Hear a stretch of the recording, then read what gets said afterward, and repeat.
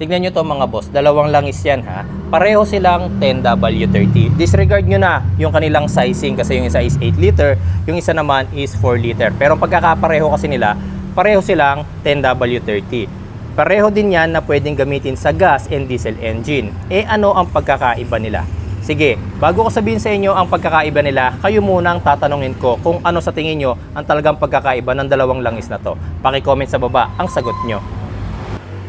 Pagpipili tayo ng langis sa ating mga sasakyan, hindi lang naman viscosity ang ating pagbabasihan. Sa dalawang langis na to, kahit pareho lang 10W30, yung isa is mas recommended na gamitin sa gas engine at yung isa naman is mas recommended na gamitin sa diesel engine.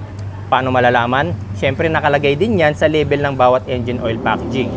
Ang gas ay nagkakaroon ng combustion sa pamamagitan ng spark siyempre. Ang diesel naman, umaasa yan sa compression.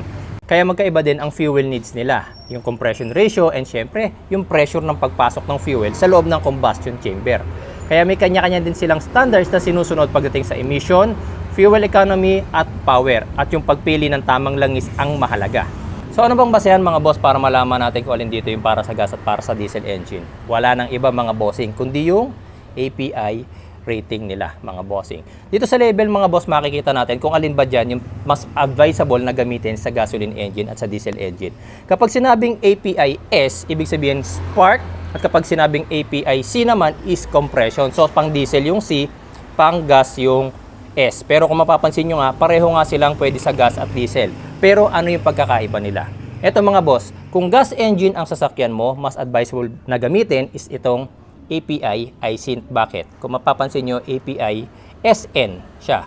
Siya nga pala mga boss, sa market natin ngayon, ang pinakamataas na API rating is API SQ. Okay? So meron din si Eni nun.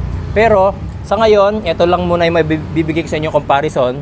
Makikita ninyo API SN at API SL. So paano nyo malalaman kung ano yung mas mataas sa kanila? Siyempre, alphabetical order. So mas pag binasa nyo A, B, C, D, E, F, G, H, I, J, K, L. Nauna yung L. So siya yung naunang inirelease noon. L, M, N. N. So mas bago or mas moderno itong API SN. So kapag gasoline engine ang ginamit nyo at itong langis na to ang ginamit nyo, syempre, kung ako tatanungin, mas maganda na gasoline engine gagamitin nyo is iSynth kasi nga API SN siya.